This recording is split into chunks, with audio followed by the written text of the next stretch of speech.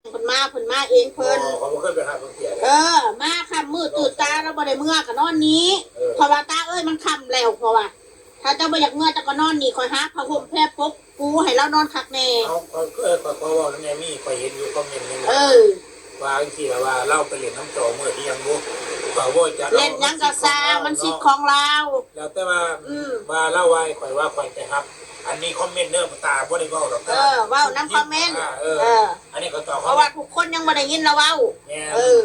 แล้วว่าอันนี้ก็ว่าคุ้มซุ่มคอมเมนต์ได้พี่น้องว่าเจ้านี่ไปรับเพิ่นมาจังซั่นจังซี่ไปรบกวนเพิ่นไปดึงเพิ่นมาลากแกงลากกาไปสาบานเลยฝนตกฟ้าผ่าอยู่จะเว้าปานนั้นข่อยบ่เคยได้ไปรับตาจักเที่ยเพราะว่าหยังเพราะว่าน้ำมนต์ก็บอกข่อยอยู่ว่าช่วงนี้เฮาเป็นจังซั่นจังซี่เด้อการเรียนน้ำตาก็เรียนธรรมดาข่อยให้บอกข่อยให้เตือนผัวข่อยตลอดข่อยยังเตือนผัวข่อยตลอดย่านมีคนมาจังนั้นที่เขาสิเว้าให้เจ้าเด้อแล้วข่อยบ่เคยไปหาเราเลยพี่น้องทุกครั้งที่มาข่อยยังเคยทายเลยว่าตาแล้วลงมาเล่นด้วยใจเรามาเล่นน้ำมุกไข่มุกไข่ก็ยินดีเปียกวะโอ้เสื้อเปียกแล้วแม่เปลี่ยนให้เสื้อน้องมานาข่อยสิมียังกินข่อยกับหุงข้าวกินข้าวกับน้ำปลาละว่าแต่ละมื้อข่อยประเทศกินเขาก็ต้องแบ่งให้เรากินบอกคุณตานี่เขาก็ทำดีที่สุดแล้วไพศิวาเนี่ยได้กระสร้างเด้อแค่นั้นแหละเอาเป็นแบบนี้คนซอยเรือเราข่อยดีใจหลายๆพี่น้องข่อยดีใจอีหลีข่อยไม่ได้ไปอิจฉาเราได้ข่อยดีใจเราแล้วจังเลยมีอยากมีกินนะคะเรามีอยากมีกินแล้วกับที่บริคอยได้ลงมาหาหมู่ข่อยที่เราลงมานี่หนึ่งมาก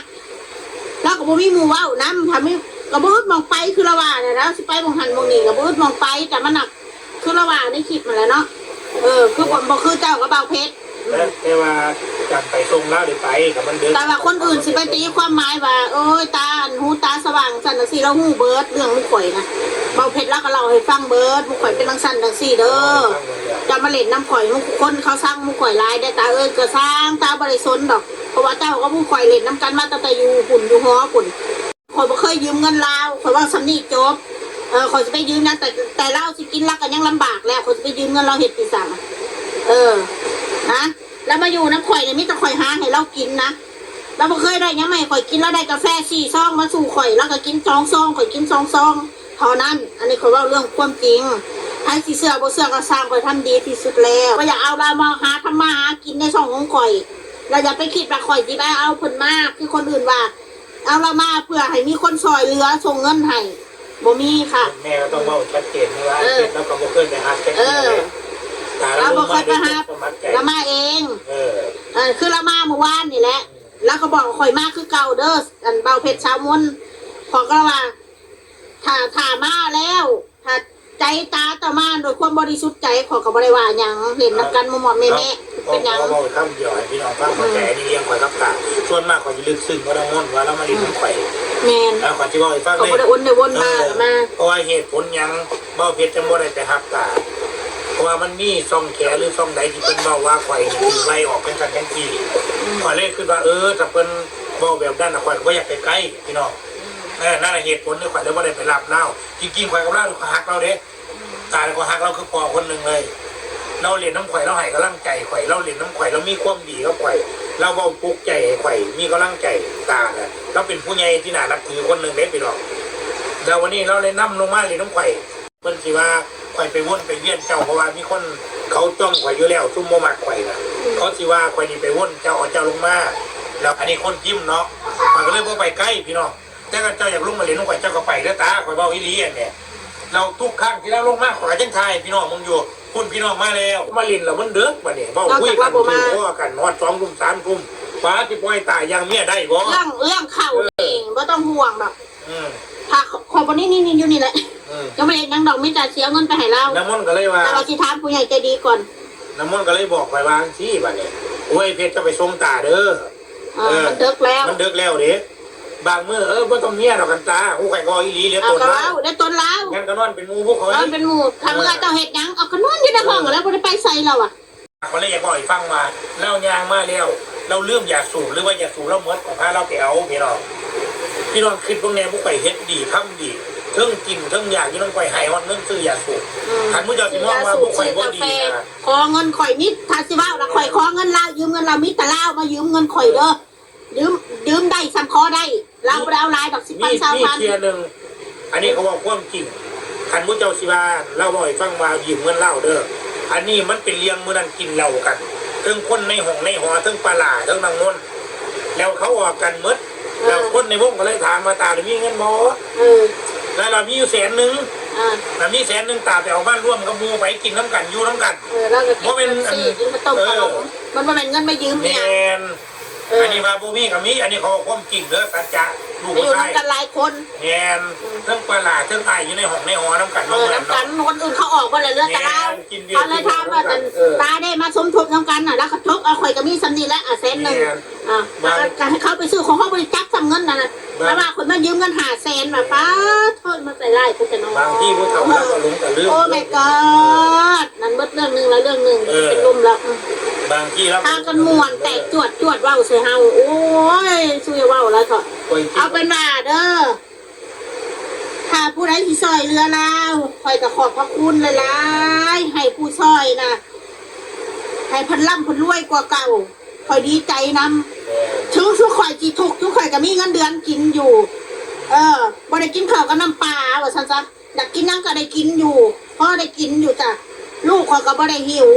FC มุข่อยก็มีคือกันผู้เพิ่นหักน้องมานาหรือหักครอบครัวข่อยผู้เพิ่นให้มุข่อยก็มีคือกันเล็กๆน้อยๆเป็นสินน้ำใจเพิ่นคนแบบข่อยก็บ่ได้เคยลืมบุญคุณไผเด้อที่บอกว่าแต่พาสิให้แล้วสิมาคมเฮงเต็งตึกแล้วอย่ามาเฮ็ดข่อยบ่เอาแบบนั้นอย่ามาสั่งข่อยเฮ็ดนั่นเฮ็ดนี่เฮ็ดตามคำสั่งข่อยบ่มักถ้าให้แล้วข่อยสิซื้อหยังมันก็เรื่องของข่อยเงินน่ะข่อยสิเฮ็ดหยังมันก็เรื่องของข่อยข่อยสิบอกไว้ให้การโชคดีเบิดไหลเนาะพี่น้องเพราะว่าซอยหน่อยซอยร้ายก็เป็นเงินเป็นบุญคุณ10 บาท20 บาทบ่มีผู้ใหญ่ใจดีเฮาก็บ่ได้กินอิ่มนอนหลับเนาะพี่น้องเนาะของแบบนี้มันเป็นเรื่องปกติค่อยกันถ้าสิว่าเป็นส่วนหนึ่งให้คนเล่งเห็นลาวว่ามีคนอยากซอยเรือลาวก็ถือว่าเป็นบุญถึงข่อยสิบ่ได้มีหยังให้ลาวแต่คนที่ซอยเรือเขาก็เห็นจากช่องข่อยก็ถือว่าเอายังหน่อยก็มาจากข่อยก็บ่าวเพชรที่ได้ถ่ายทอดชีวิตลาวออกไปข่อยยังมีส่วนร่วมผู้เจ้าหัวจักเล่าก็ย้อนข่อยเลยเราติ้งนี่ข่อยเฮ็ดกับเล่านี่ล้วนแต่ความจริงใจแล้วกันจากซอยเลี้ยตา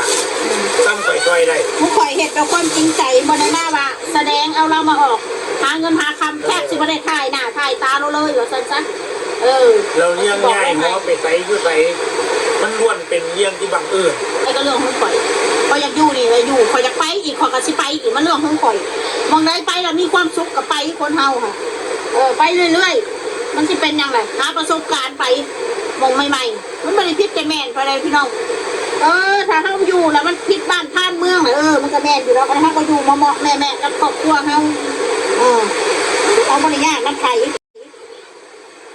คุณตาก็คือว่าเนี่ยถ้ามีคนซอยรักก็คือคอยดีใจนำเราโอ้ยฟังดีใจแต่สุว่าเธอตาเราหูตาสว่างกูอะไรอยู่น้ำข่อยติเราเห็นข่อยด่ากูว่าข่อยได้กูมือแล้วเขาไม่ตะหัวจะบอกไว้ให้คือสิบ่เศร้าดอกเพราะว่าแนวบดีว่าแนวบ่มวนบ่ควรเพราะก็ต้องปกป้องโตเฮาเพราะว่าข่อยก็บ่าวเผ็ดให้เรากินบ่แม่นเราเอาข่อยกินเอาเป็นว่าผู้ใดซอยเราก็ยินดีนำแต่ว่าคันที่ว่าตาบ่เคยให้แล้วก็เคยให้เด้แล้วสิมาว่าข่อยอิจฉาเราน่ะเลิกคิดเลยบอกไว้ให้แล้วมาเล่นนี่ก็ย้อนหยังพี่น้องย้อนน่ะเฮานึงว่าเฮาเลยเฮาดีนำลาวเฮาหาให้คนกินแล้วมากินอิ่มนอนหลับกินข้าวข่อยกินยามใดเราก็กินยามนั้นคนเฮามันอิ่มท้องมันก็อยู่ได้แล้วบัดนี้ถ้ามีคนให้เราแล้วก็สิอาจสิบ่ได้มาแล้วว่าซั่นซะก็คือว่าข่อยซอยคนดีทำนี่ล่ะทำสิข่อยก็ดีกับจักที่ว่าแนวใดสังคมสิมาว่าข่อยกับผัวข่อยบ่ดีแล้วแต่ซุมเจ้าเอากับพื้นตาเราบ่ได้เสียหายหยังผู้เฒ่าข่อยบ่ได้สนใจผู้เฒ่าแล้วอยากว่าแล้วก็เว้า FC ตัวยงนะว่าคุณ FC เข้ามาสังคมก็คือซุ่มที่พิมพ์ด่าแต่ละมาเมื่อวานก็กระทานเราคักแน่แล้วคักแน่บ่ตาเจ้านี่คักแน่บ่คักแน่ได้ข่อยก็บ่ได้ทิ่มซุมเจ้าโอ้ยทิ่มบ่ทิ่มมันบ่ใช่ปัญหาดอกมุข่อยมันยืนอยู่ได้ว่าซั่นๆมุข่อยนะมุข่อยมันยืนอยู่ได้คือเจ้าน่ะซื้อซัดไปอยู่ทางใดล่ะให้ซื้อซัดทางนั้นข่อยบอกค่ะบ่แม่นได้กินทางนั้นเว้าพื้นทางนี้ได้กินทางนี้แล้วเว้าพื้นทางนั้นน่ะบ่เอาแบบนั้นข่อยบอกแล้วตลอดเรื่องนี้พี่น้องเอาเป็นว่าผู้ใดให้เจ้าก็ต้องดีน้ำเพิ่นนึกถึงเวลาบ่มีกินเขาให้ข้าวให้น้ำกินให้นึกถึงตอนนั้นข่อยบอกกันแต่มาเฮ็ดแบบว่าโอ้ทางนั้นให้กูหลายใครเว้ายังก็สิคายหน้าคายตามันบ่แม่นข่อยบอกแล้วเบิด เรื่อง ส่วนลูกหลานทางนี่มีแต่ยินดีของ ให้เจ้าคิดดีๆเจ้าสิว่ายังออกไปให้เจ้าคิดทบทวนก่อนเนี่ยนึกถึงหน้าข่อยหลาย